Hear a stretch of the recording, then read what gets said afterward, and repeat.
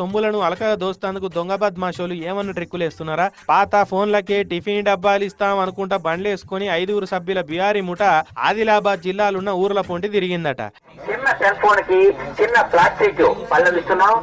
Offer ఈ ఒక్క రోజు మాత్రమే. ఇక ఈ బండ్లకు మైకులు కట్టుకుని ఊర్ల పొంటి పోయి వాడి పడేసిన పనికి రాకుంటైనా పాత ఫోన్లు కొంటాం, టిఫిన్ డబ్బాలు ఇస్తామని చెప్పిర్రు. ఖరాబ్ అయిన పాత ఫోన్కు టిఫిన్ డబ్బా వస్తున్నది కదా, అది ఇంట్లోండి ఏం పని చేస్తున్నదని మూలకు పడ్డ ఫోన్లను తెచ్చి ముఠాకు అప్పచెప్తున్నారట జనాలు.